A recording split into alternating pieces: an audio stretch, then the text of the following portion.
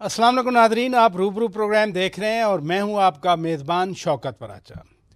वैसे पाकिस्तान में भी कभी नारे लगा करते थे कि मोदी का जो यार है गद्दार है, लेकिन ये यार के लफ्ज़ के बारे में मुझे आज एक और तरह का शेर याद आ रहा है, और वो ये है कि उलझा है पाँव यार का जुल्फ़े दराज में, लो आप अपने दाम में सयाद आ गया।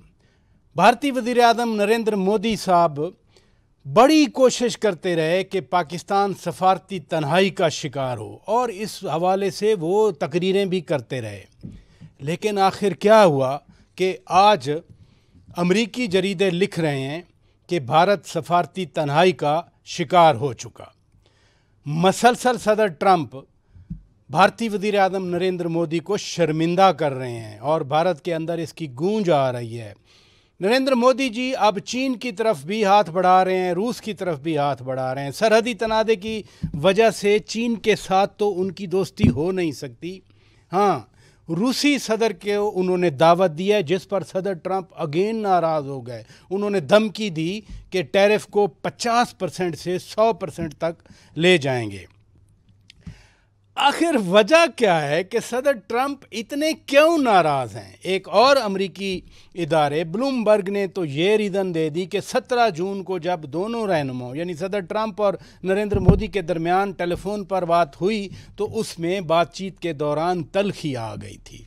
मैं इन तमाम अमूर पर बात करूंगा क्योंकि ये अमूर पाकिस्तान को बहुत मुतासर करते हैं, और इंतहाई मुअज़्ज़ज़ मेहमान आज हमारे रूबरू हैं। इस्लामाबाद स्टूडियो में तशरीफ़ रखते हैं अफ़गानिस्तान के लिए पाकिस्तान के साबिक़ नुमाइंदा ख़ुसूसी, यूएई के लिए पाकिस्तान के साबिक़ सफ़ीर, ईरान के लिए पाकिस्तान के साबिक़ सफ़ीर एम्बेसडर आसिफ दुरानी साहब। बहुत शुक्रिया सर, आप स्टूडियो में तशरीफ़ ले आए। और नादरीन हमारे रूबरू हैं साबिक़ वफाकी वज़ीर सीनियर सियासतदान जनाब फवाद चौधरी साहब। बहुत शुक्रिया चौधरी साहब, आपने वक्त दिया।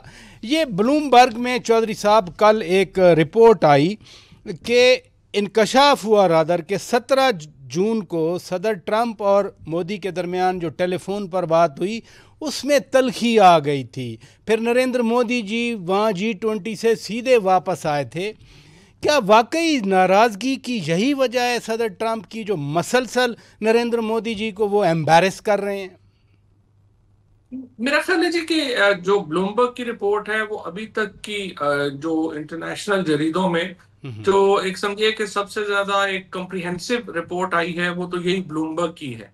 और उसमें जिस तरीके से सीक्वेंस ऑफ इवेंट बताया गया है वो भी काफी ऑथेंटिक लगता है। और जो इससे पहले रिपोर्ट्स आई डिफरेंट, अगर आप उनको इकट्ठा करके देखें, रॉयटर्स ने जो है वो एक स्टोरी दी थी, उसके बाद न्यूयॉर्क टाइम्स ने एक स्टोरी दी थी। तो ये जो ब्लूमबर्ग की रिपोर्ट है ये काफी आई थिंक रियलिस्टिक लग रही है। और इसके बाद जब दूसरा चीज फिर पता चली प्रेसिडेंट ट्रंप को कि किस तरह से ये जो आपको मालूम ही है कि जो अडानी स्पेशली अंबानी और अडानी दो जो सबसे बड़े फाइनेंशियर हैं नरेंद्र मोदी जी के, दोनों जो हैं वो ऑयल बिजनेस में हैं, दोनों की रिफाइनरीज हैं। और आपको याद होगा कि ये नरेंद्र मोदी का जो एक अडानी जो उसके ऊपर तो अमेरिका पहले ही बहुत इंडिया में बड़ा स्कैंडल बना था, ये बहुत स्कैंडल बना था। और इसके ऊपर राहुल गांधी जो है वो उन्होंने पहले भी बड़ी जो है वो इसके ऊपर बातचीत जो है वो की थी। अब इसके बाद जिस तरीके से ये पता चला जब प्रेसिडेंट ट्रंप को कि किस तरह से रशियन ऑयल जो है वो मंगवाया जा रहा है और फिर उसको जो है वो इन रिफाइनरीज में वो उसको बेहतर करके जो क्लीन करके तो वो यूरोप को बेचा जा रहा है, तो उसके ऊपर भी उनको जाहिर है कि बड़ा इसके ऊपर भी उनका गुस्सा है। तो मुझे ये लगता है कि अभी तक की जो दो बड़ी कॉजेज जो मीडिया ने रिपोर्ट की हैं, इवेंट्स काफी उसको सपोर्ट करते हैं।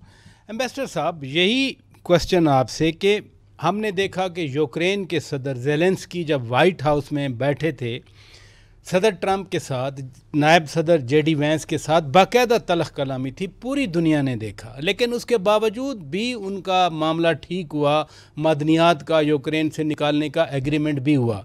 अगर ये वाकई ब्लूमबर्ग की रिपोर्ट दुरुस्त है कि 17 जून को तलख कलामी हुई, तो उसके बाद ऐसी भी क्या बात हुई कि फिर दोबारा वो जैसे यूक्रेन यूएस का पैचअप हुआ यहाँ नहीं हो सका? नरेंद्र मोदी साहब के पास वाकई ऑप्शंस अब ख़त्म हो गए, फॉरेन पॉलिसी में तनाई का शिकार हो गए? मेरे ख्याल में ज़्यादा दखल ईगोस का है। मोदी साहब ने अपनी ईगो का मुजाहरा किया और प्रेसिडेंट ट्रंप जो हैं वो मशहूर he is an egoist person, तो ये इसका क्लैश जो है वो ज़्यादा नज़र आता है इसके अंदर। और दूसरा है बिज़नेस, और बिज़नेस में प्रेसिडेंट ट्रंप ने इंडिया क्या पूरे अपने जो एलाइज हैं वेस्ट, उन पे भी वो उन्होंने ड्यूटीज़ लगाई हैं। और ये अलग बात है कि ज़्यादा या कम, इसमें जो रूस का एलिमेंट है वो इंडिया को विंडफॉल प्रॉफिट्स हुए यूक्रेन वॉर से 60-70 अरब डॉलर की बात जी वो। और ये है कि वो इंडिया ये अपनी ज़रूरियात के लिए नहीं ख़रीद रहा था, न सिर्फ वो ये कर रहा था बल्कि वो बाकी दुनिया को भी जो है प्रॉफिट पे बेच रहा था। तो रूस पे चूँकि पाबंदियाँ लग गई थी तो लिहाजा वो इंडियन ऑयल बन के जो है बेच, तो इसमें इंडिया को फ़ायदा ही था। और दूसरा ये है कि चाइना का जो एलिमेंट है वो भी अपनी जगह है, और उसमें चाइना से भी वो उसको विन अवेयर करना चाहते हैं। इस वक्त चाइना इंडिया जो तिजारत है वो तकरीबन $130 बिलियन है, उसमें इंडिया की एक्सपोर्ट्स हार्डली 16-17 बिलियन डॉलर्स हैं। बाकी बैलेंस ऑफ ट्रेड चाइना की फेवर में है। और ये बावजूद इसके कि उनके गलवान वैली पे चाइना ने जो मिलिट्री एक्शन किया, तो जबकि वो भी उनकी टसल चल रही थी, लेकिन यहाँ पे अब वो तजारत इस तरह से है। दूसरा ये है कि फिर जो इंडिया ने अपने जो नॉन टैरिफ बैरियर्स हैं वो उधर से मार खाई है उसने।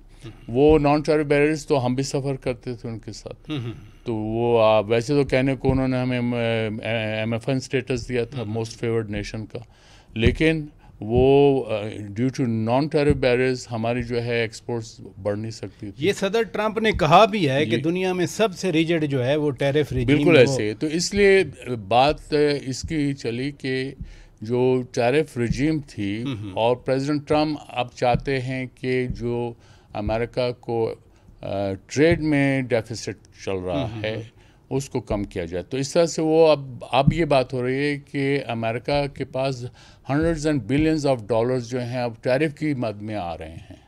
ठीक है, तो एक तरह से उन्होंने जो उसका रुख बदल दिया है। और चूंकि ट्रंप का अपना ग्राफ अमेरिका के अंदर खासकर बाइबल बेल्ट में बहुत आगे है, तो ट्रंप ये पॉलिसी कंटिन्यू करेंगे। चौधरी साहब, यही नुक्ता कि ट्रंप साहब कंटिन्यू करेंगे। और ट्रंप साहब ने आज एक और ट्वीट किया, उन्होंने कहा कि जी देखें हमने भारत के लिए क्या नहीं किया, हमने उसकी मईशत को मजबूत किया, लेकिन अब वो रूसी सदर पुतिन को बुला भी रहे हैं। सदर ट्रंप ने मज़ीद टैरिफ भारत पर लगाने की धमकी दे दी कि 50% की बजाय मैं 100% लगा दूंगा। फिर वो कंटेनमेंट ऑफ चाइना की वजह से जो बूस्ट मिल रहा था वो सारा धड़म से नीचे गिर जाएगा भारत का। देखिए सही बात है जी, भारत तो बड़ी मुश्किलात, मोदी साहब तो बड़ी मुश्किलात में है, और ये इंटरनेशनल है और नेशनली भी आपने देखा ही है कि राहुल गांधी ने जिस तरह से इलेक्शन कमीशन ऑफ इंडिया के ऊपर जो एलिगेशंस लेके आए, उसके बाद जो इस वक्त वहां पे क्राइसिस और बहरान वहां खड़ा हो गया है। और अभी जो बिहार के इलेक्शंस आ रहे हैं उसमें भी मोदी की पोजीशन जो है वो काफी डाउन है। तो वो इस वक्त मोदी साहब का काफी बुरा वक्त चल रहा है। तो मेरे ख्याल में जो प्रेसिडेंट ट्रंप का एक वहां पे एडवांटेज भी है उनका और डिसएडवांटेज भी है। Is a straight forward man. देखिए अब तक प्रेसिडेंट ट्रंप ने जो कुछ किया है पाक दुनिया के लिए, सच्ची बात तो ये है कि उन्होंने साबित किया है कि किसी भी और अमेरिकी सदर से वो ज्यादा क्लियर हेडेड है।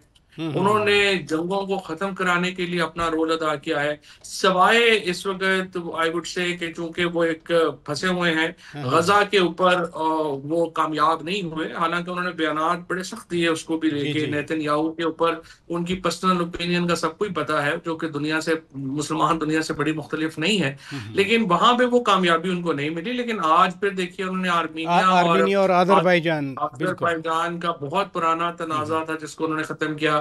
वो कश्मीर के तनाज़े का हल भी करना चाहते हैं और उसके लिए उन्होंने बड़ी ख्वाहिश का इजहार किया है। लेकिन जिस तरह से नरेंद्र मोदी ने, मेरा ख्याल है कि उनको बाजू नहीं पकड़वाया, जिसकी वजह से वो पर्सनली भी अब थोड़ा ऑफेंड हो गए हैं। और नरेंद्र मोदी को जाहिर है कि इंडिया को इसका बहुत नुकसान है। एक तो उनका जो लेवरेज समझा जा रहा था चाइना के खिलाफ, चाइना के ऊपर प्रेसिडेंट ट्रंप की अब तक की जो भी आप उनकी पॉलिटिक्स देखे ना जी, वो जंग के ऊपर बुनियाद नहीं रखती, वो कॉन्फ्लिक्ट रिजॉल्व के ऊपर और बहुत ज्यादा बिजनेस ओरिएंटेड है। सो आप देखेंगे जहां पे उन्होंने इंडिया को तो 50% टैरिफ कर दिया है, चाइना के ऊपर उन्होंने बिल्कुल सख्त पॉलिसी नहीं रखी। वो चाइना से रिजॉल्व करना चाहते हैं इश्यूज, क्योंकि जो रेयर अर्थ मटेरियल जो चाइना दे रहा था, पहले उन्होंने कोशिश की थोड़ी सारी, फिर उनको लगा कि नहीं चाइना तो आगे से, और जिस तरह हम पंजाबी में कहते हैं ना, वेर ही जाएगा, तो वो चाइना थोड़ा वेर ही गया है, तो उन्होंने उसके ऊपर वो पीछे हट गए।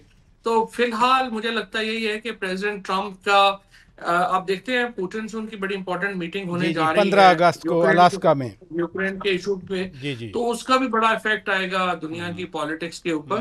But at the moment I think Pakistan का तो इस सारे मामले में इंडिया का जो भी है, आई थिंक पाकिस्तान ने बड़ा गेन किया है। और ब्लूमबर्ग ने वैसे लिखा भी है कि पाकिस्तान बड़े मजे कर रहा है। मैं चौधरी साहब इजाज़त दें, ब्रेक लेता हूं, ब्रेक के बाद जब वापस आएंगे एम्बेसडर आसिफ दुरानी साहब के पास मैं एक सवाल छोड़ता हूं कि मार्को रूबियो ने जब इस राब्ते की सागडार साहब के साथ ट्वीट की तो उन्होंने पाकिस्तान का शुक्रिया अदा किया कि ईरान के साथ मीडिएशन में तामीरी किरदार अदा करने का। पाकिस्तान क्या किरदार अदा कर रहा है या क्या किरदार अदा कर सकता है? नाज़रीन, ब्रेक के बाद जवाब लेते हैं। Stay with us. Welcome back नाज़रीन, आप रूबरू प्रोग्राम देख रहे हैं और हम बात कर रहे हैं पाकिस्तान के इर्द गिर्द दुनिया में जो कुछ हो रहा है।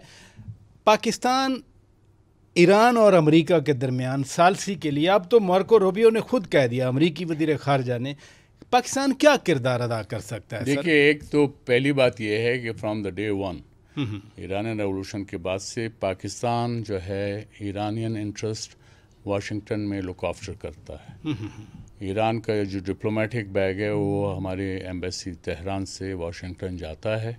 अच्छा। और ईरान के जो कौंसलर एक्सेस है, क्योंकि इस वक्त अमेरिका में तकरीबन 1.5 मिलियन ईरानियंस रहते हैं, ठीक है, तो उनको जो कौंसलर एक्सेस है वो चाहिए, तो लिहाजा ईरानियन डिप्लोमेट्स हमारे जो सफारतखाना है उसमें उनका सेक्शन वो करता है, प्रेमिसेस उनके ही हैं, ठीक है, लेकिन बहरहाल वो अंडर पाकिस्तान प्रोटेक्शन है, ठीक है। इसी तरह स्विट्ज़रलैंड जो है वो अमेरिका के इंटरेस्ट को तेहरान में वॉश करता है। अच्छा। जब आपके सिफारती ताल्लुकात, तो इस तरह हम उनके लिए एक, और फिर इसमें कंफर्ट लेवल है। ईरान का कंफर्ट लेवल पाकिस्तान पे था तो उसने पाकिस्तान को अपने इंटरेस्ट वॉश करने के लिए चुना। इसी तरह अब जब ये मुज़ाकरात की जो आप बात कहें या सेक्रेटरी रूबियो ने जिसका इशारा किया है वो पॉसिबल है। वजह ये है कि अमेरिका भी पाकिस्तान को जानता है और अच्छी तरह जानता है, तो अमेरिका का कंफर्ट लेवल है और ईरान का भी कंफर्ट लेवल है, तो इसलिए ये पॉसिबिलिटी है। और इसके अलावा मैं एक बात और इसमें इजाफा कर दूं कि इवन मिडल ईस्ट के अंदर भी पाकिस्तान का जो ट्रस्ट, पाकिस्तान पे जो ट्रस्ट किया जा सकता है वो बाकी जो ममालिक हैं उनमें आपस में चूँकि उनकी चपकलिश है तो नहीं है। इसमें ले दे के पाकिस्तान है जिसने हमेशा इस्लामिक कॉजेज़ के कॉन्टेक्स्ट में अगर इस्लामिक ममालिक के दरमियान कोई झगड़ा होता है तो पाकिस्तान ने एक न्यूट्रल स्टांस मेंटेन रखा है। ये पाकिस्तान की पॉलिसी का एक कॉर्नर स्टोन है। जी चर साहब, ये मगरब की बात हो रही है, मैं एक सवाल ज़रूर आपसे पूछना चाह रहा हूँ कि बानी पीटीआई खान साहब की बहन अलीमा खान साहिबा ने बताया कि उनके बेटों के वीज़ा दरख्वास्तें पाकिस्तानी हाई कमीशन में जमा हो चुकी हैं। इसहाक डार साहब भी अभी तीसरे हफ्ते में जा रहे हैं लंदन। तो आप क्या समझते हैं कि पाकिस्तानी हाई कमीशन वीज़े दे देगा खान साहब के बेटों को? देखिए, पहली बात तो यह है कि ये काफ़ी कैश 22 है गवर्नमेंट के लिए।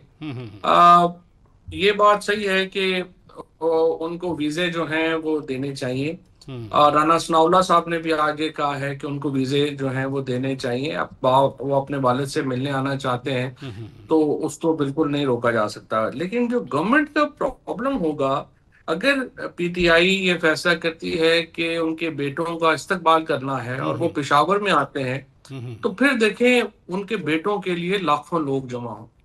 और वो जो मोमेंटम पीटीआई का से नहीं बन रहा, तहरीक का या लोगों का, उनके बेटों के साथ ये मामला नहीं है।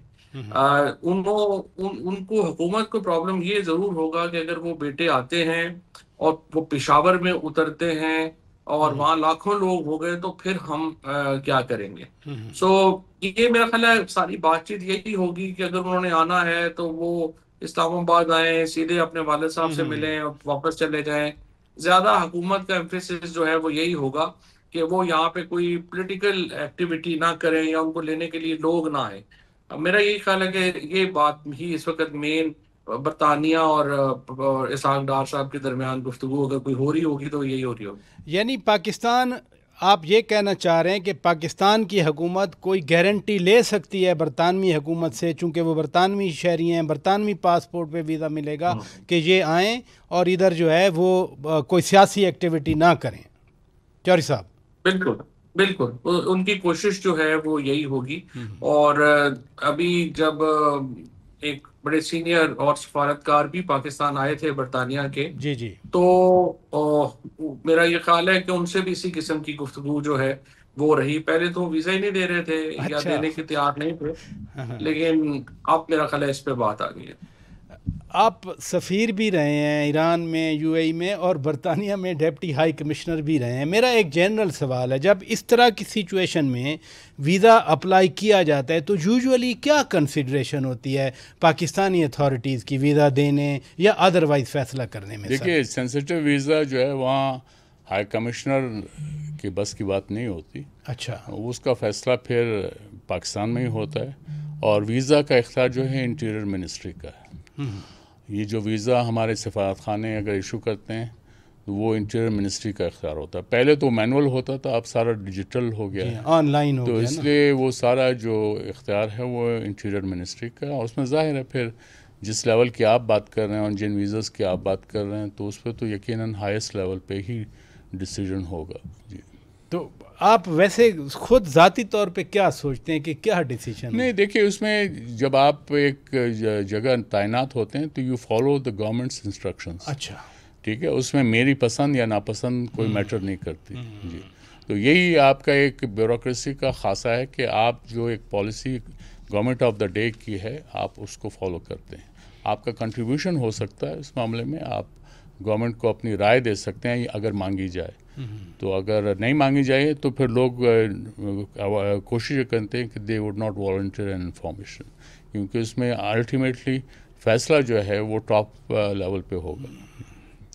चर साहब, आपने अभी बात की कि भारत के अंदर भी नरेंद्र मोदी जी के लिए प्रॉब्लम्स हैं। कर्नाटक में बंगलुरु में बड़ा मसला बन गया वहाँ पर कि राहुल गांधी बाकायदा स्टैटिस्टिक्स ले आए, और यहाँ भी बड़ा चर्चा था कि इलेक्ट्रॉनिक वोटिंग मशीन आ जाए। वही इलेक्ट्रॉनिक वोटिंग मशीन के ज़रिए इलेक्शन वहाँ बकौल राहुल गांधी वो चुराए गए। एक तरफ डिप्लोमेटिक प्रेशर है नरेंद्र मोदी जी के लिए, ऊपर से अगर ये इलेक्शन के हवाले से भी बात हो गया। मुझे याद है आप इंडियन इलेक्शन, लोकसभा के इलेक्शन के दिनों में खासा आपका इनसाइट था, इनपुट था, हमने नाजरीन ने बड़ा उससे इस्तिफादा हासिल किया।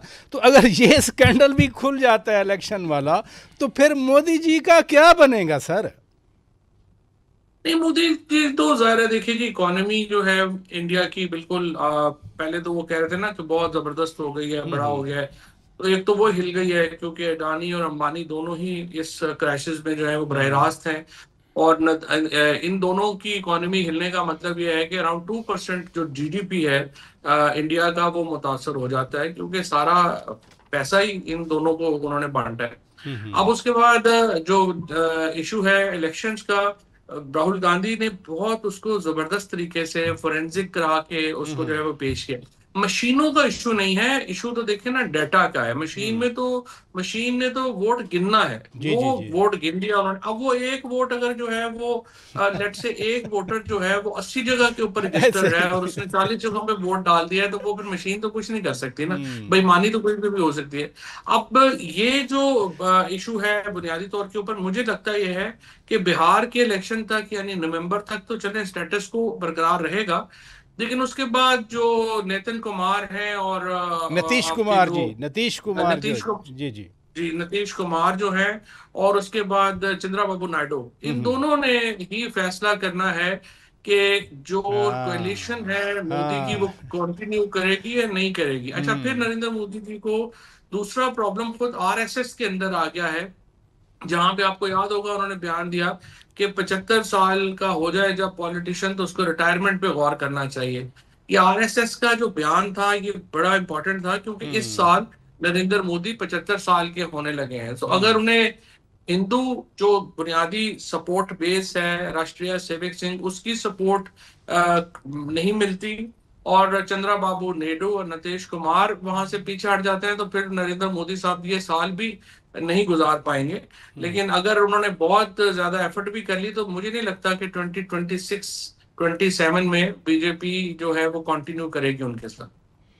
चलें इधर रुकिएगा नादरीन, ब्रेक लेते हैं। ब्रेक के बाद वापस आएंगे तो एक नया शोशा भी भारत की तरफ से आज छोड़ा गया है कि उनके एयर चीफ ने कहा कि हमने पाकिस्तान के 6 जहाज़ गिरा दिए। 3 महीने के बाद आज उनको नज़र आया। मैं ज़रूर ये नुक्ता अपने मेहमानों के सामने रखूँगा कि आखिर वो क्या देखते हैं। ब्रेक के बाद वेलकम बैक नादरीन, आप रूबरू प्रोग्राम देख रहे हैं। एम्बेसडर साहब, ये हम कर्नाटक की बात कर रहे थे, बेंगलुरु की बात कर रहे थे इलेक्शन के कॉन्टेक्स्ट में, बट पाक इंडिया रिलेशन के कॉन्टेक्स्ट में भी बेंगलुरु से एक बात निकली। वहाँ पर एक मेमोरियल में इंडिया के एयर चीफ LM खत्री ने कुछ कहा। इंडिया के आर्मी चीफ भी तस्लीम कर गए थे, इंडिया के चीफ ऑफ डिफेंस स्टाफ भी तस्लीम कर गए थे कि उन्होंने तो कहा था सिंगापुर में बैठ के कि अहम ये नहीं है कि जहाज़ गिरे हमारे, अहम है कि क्यों गिरे। ये एयर चीफ नई कहानी लेके आ गए। जी, ये इसमें कॉन्ट्रडिक्शन है। 3 महीने के बाद उनको याद आया कि उन्हें ये कहना है। देखिए, और फिर वो ये भी क्लेम कर रहे हैं कि F-16 गिरे हैं। अब F-16 के सिलसिले में ये इन्होंने जब बालाकोट पे हमला किया था, हमने जब जवाबी हमला किया तो उनके पायलट को हमने गिराया, उनके जहाज़ को गिराया, तो उन्होंने उस वक्त भी क्लेम किया कि F-16 मारा गया। Exactly. जी, तो वो फिर खुद अमेरिका ने उसकी तरदीद की, उनको काउंट होता ये है, अकाउंटेड फॉर हैं। जी जी। तो इसलिए अब तक तो वहाँ से भी आ जानी चाहिए थी। तो इसमें यह है कि ये जो पाकिस्तान का नैरेटिव जो है वो उसको इंडिया मात नहीं दे सका। वजह ये थी कि पाकिस्तान ने ट्रांसपेरेंसी मेंटेन रखी थी। अच्छा। और डे 1 से, और इंडिया का मौक़िफ़ जो है वो दुनिया के सामने ही नहीं था। तो इसलिए, और दूसरा ये कि पाकिस्तान ने जो इसमें कामयाबी हासिल को, ये कि पाकिस्तान ने न्यूट्रल इंक्वायरी की जो बात की, उसके बाद इंडिया के गुब्बारे से हवा निकल गई थी। उनके पास कोई रीज़न नहीं रहता था कि वो ब्लेम गेम में या इस तरह के इकदाम की तरफ आते। तो ये चीज़ें फिर मोदी साहब जो है वो जैसे इलेक्शन की बात हो रही तो उसमें भी वो चाह रहे थे कि ये उनको बूस्ट मिले। वो मेरे ख्याल में उनको बैकफायर कर गया है। और उसमें अपोजिशन ने, ये जो इसका अपोजिशन का इजलास हुआ है, अगर आप उस पर गौर करें तो उसमें इंडिया पाकिस्तान वाली बात ही नहीं थी। उसमें तो वो एक दूसरे को तारीख़ याद दिला रहे थे। ठीक है, तो ये उनका जो है एक तरह से डोमेस्टिक जो है मैच हो गया और वो उसकी तरफ उन्होंने तवज्जो दी। तो असल मकसद जो है वो डोमेस्टिक कॉन्स्टिट्यूंसी को जो है प्लीज़ करना है और उसको प्रोटेक्ट करना है, अपने जो वोट्स हैं उनको। तो ये सारी वोट पॉलिटिक्स थी। अब जो चीज़ें सामने, और अब भी आप डेली बेसिस पे देख रहे हैं जिस तरह से वहाँ बयानबाजियाँ एक दूसरे के ख़िलाफ़ हो रही हैं, वो मकसद यही है टू स्कोर पॉइंट। चर साहब, एक तासर पाकिस्तान में ज़रूर पाया जाता है कि नरेंद्र मोदी जो डिफ़ाई कर रहे हैं सदर ट्रंप को, वो कुछ ज़रूरी शोबे में अमेरिका रियायत मांगना चाह रहा है और नरेंद्र मोदी अपने जो फार्मर्स हैं, किसान हैं, उनके मफादात को प्रोटेक्ट कर रहे हैं। इसलिए नरेंद्र मोदी ने एक स्टैंड लिया हुआ है। और चूंकि वोटिंग की बात होती है, फिर at the end of the day खड़े होकर वो कह सकते हैं कि देखें, आई प्रोटेक्टेड योर राइट्स, किसानों, मैंने आपके मफादात का तहफ़्फ़ुज़ किया। आप कैसे लेते हैं इस तासर को? अच्छा, पहले तो मेरे ख्याल में ये मैं बात करूंगा कि दुरानी साहब ने बिल्कुल सही पॉइंट आउट किया है कि ये जो आज का स्टेटमेंट है इंडियन एयर चीफ का, ये डोमेस्टिक ऑडियंस के लिए है। और इंडिया जो है वो, रॉयटर्स ने इसके ऊपर सबसे कॉम्प्रिहेंसिव स्टोरी की थी जो एयर बैटल में जो इंडिया का नुकसान हुआ उसके ऊपर। उन्होंने दोनों साइडों के ऊपर बड़ी कॉम्प्रिहेंसिव कवरेज की और पूरी एक कंप्लीट स्टोरी दी थी कि कैसे पाकिस्तान ने इंडियन राफेल समेत जो बाकी जहाज हैं वो मार गिराए थे। अब उसके बाद ये आज जो 3 महीने के बाद उन्होंने बात की है, वो बुनियादी तौर के ऊपर India has come to media pressure. और ये ऐसे ही उन्होंने इंडियन एयर चीफ जो है उन्होंने बात जो है वो कर दी है, ताकि चले कम से कम कोई लोकली जो बीजेपी के पॉलिटिशियन है वो कुछ इसके ऊपर अपना दाल दलिया बना सकें। लेकिन फैक्ट है इसके, ये बिकता नहीं है, इस तरह की चीजें, इतने ब्लैटेंट झूठ जो होते हैं वो बिकते नहीं है। ये तो ऐसे लंबी लंबी छोड़ने वाली बातें हैं ना, कि 3 महीने बाद जो है वो आ जाए आप और आप ये बातें करें। तो इसकी कोई हैसियत इंपॉर्टेंस नहीं है, इंटरनेशनली इसकी कोई जो है ये बिकेगा नहीं। देखिए नरेंद्र मोदी साहब का जो आपने बात की है ना टैरिफ्स के लिए, देखिए उन वो तो लेट ही गए थे, क्या मिन्नतें तरले इंडिया ने नहीं कर लिए अमेरिका के कि ये टैरिफ उसके ऊपर ना लगाया जाए। जो डिटेल्स आई हैं अब मीडिया के थ्रू, ब्लूमबर्ग ने भी एक इसके ऊपर रिपोर्ट किया था, उसके बाद न्यूयॉर्क टाइम्स ने, वॉशिंगटन पोस्ट ने, सबने इसके ऊपर जो है वो स्टोरीज की थी। जो अमेरिकन कॉमर्स सेक्रेटरी और जो वफद था इंडिया का उसके दरमियान जो बातचीत हुई है, आप उसकी डिटेल्स उठा के देखिए ना, उसमें तो एक बार भी उन्होंने अपने इंडियन फार्मर का जिक्र नहीं किया या इंडियन प्रोडक्ट का जिक्र नहीं किया। वहां पे तो वो मिन्नतों तरलों के ऊपर थे कि आप ये टैरिफ जो है वो ना लगाएं। लेकिन वो तो प्रेसिडेंट ट्रंप की जो बुनियादी तौर के ऊपर इकोनॉमी से ज्यादा उनकी जो ईगो हर्ट हुई जी है, जी। स्पेशली जो नोबेल पीस प्राइज के ऊपर इंडिया ने उनको सपोर्ट नहीं किया, तो वो तो उसके ऊपर जितने वो दुखी हैं, और जो उन्होंने रोल अदा किया इंडिया पाकिस्तान वॉर रुकवाने में, जहां पाकिस्तान ने उसको बड़े खुले दिल से एक्नॉलेज किया, हिंदुस्तान ने उसको डिनाई किया। तो उसकी वजह से ट्रम्प जो है वो पर्सनली उनके हर्ट हैं, और उन्होंने जो है वो बाकी सारी चीजें, ये रशिया वगैरह वाली फिर उसके साथ मिल गई, तो उसकी वजह से इनको नहीं मिला। हिंदुस्तान के लिए, अवाम के लिए तो नरेंद्र मोदी ने आज तक स्टैंड नहीं लिया। उन्होंने तो हमेशा अदानी के लिए, अंबानी के लिए, इन ग्रुप्स के लिए जो है उन्होंने स्टैंड लिया है। और यही तो राहुल गांधी की इलेक्शन के अंदर कामयाबी रही, कि वो बताया उन्होंने आम इंडियन को कि किस तरह से जो नरेंद्र मोदी है वो एक कॉर्पोरेट माफिया का रिप्रेजेंटेटिव है, और आम आदमी को उससे कोई ताल्लुक नहीं है। और जिस तरह से पर कैपिटा इनकम में इंक्रीज हुई, वो सारी अमीर तरीन लोगों के लिए थी, और गरीब आदमी जो है उसकी एक्चुअली रिड्यूस हो गया उसका जो परचेज पावर थी। तो आई थिंक राहुल गांधी ने तो बड़ी कामयाबी से ये बात जो है वो लोगों के सामने रखी, और इसीलिए नरेंद्र मोदी को वो कामयाबी नहीं मिली जिसकी वो तवक्को कर रहे थे। लेकिन आपने ये भी वादे कर दिया कि टैरिफ बेसिकली एक सियासी हथियार के तौर पर इस्तेमाल हो रहा है। एम्बेसडर साहब, ये जो इंडियन एयर चीफ वाली स्टेटमेंट है, इसका एक एंगल और भी है, मसलन कि इंडिया क्यों फिर मसलसल डिनायल मोड में है। अगर इवन फ़र्ज़ किया अपनी डोमेस्टिक ऑडियंस के लिए भी सही, लेकिन जब प्रेसिडेंट ट्रंप कह देते हैं कि ओहो 4 नहीं 5 नहीं 6 जहाज हमने गिराए थे, तो इंडियन मीडिया उसको दिखाता है, लोगों तक तो पहुंच है ना, मीडिया बता देता है सदर ट्रंप क्या कह रहे हैं, पाकिस्तान क्या कह रहा है, रॉयटर्स की रिपोर्ट जैसे चर साहब फरमा रहे हैं, वो लोगों को सब पता है, छुप नहीं सकता आजकल कोई चीज़। फिर भी डिनाइल मोड क्यों है भारत का? देखिए ये वतीरा है, मेरे ख्याल में आरएसएस की स्ट्रेटजी हमेशा यही रही है, और उन्होंने इसी तरह जो इंडियन मीडिया को जैसे कंट्रोल किया, वो तो मैं नहीं कह रहा हूँ, खुद अब जो इंडियन जर्नलिस्ट जो अंडर प्रेशर हैं वो ये कहते हैं, या बाहर के जो अखबारात हैं उनमें जो छपता है वो यही है कि उन्होंने बिल्कुल उस इंडियन मीडिया को जो है एक तरह से मज़ल कर दिया है इंडियन मीडिया को, और उसमें जो डिफाई करते हैं उनका एक तरह से वो सोशल बायकॉट कर रहे हैं या उनके पीछे लग जाते हैं। तो ये एक तरह से वो जो हिंदुत्व जो वो है डोमिनेंस, ये उसी तरह का है। इसके अंदर they draw inspiration from fascism, जो हिटलर का वो था, उनके जो सैल्यूटेशन है वो भी उसी तरह, फिर उनका जो सिंबल है स्वास्तिक का वो भी उनके उसमें उसका हिस्सा है, और ये उनके साथ साथ हेट बेस्ड भी है। तो ये तमाम चीज़ें हैं जिनको वो साथ लेके चलते हैं। ट्रंप साहब ने अब देखिए को 25-26 दफ़ा उन्होंने मीडिएशन की बात की, उन्होंने कहा मैंने वॉर रोका। अगर वो क्या था, वो वजह ये था कि इंडियन साइड से डायरेक्ट उनमें जुर्रत नहीं थी लीडर्स में कि वो उनको डिनाई कर सकते, तो वो उन्होंने ऑफिशियल जो लोगों थे उनको कोट करके कि जी ऐसा नहीं हुआ, वो नहीं हुआ।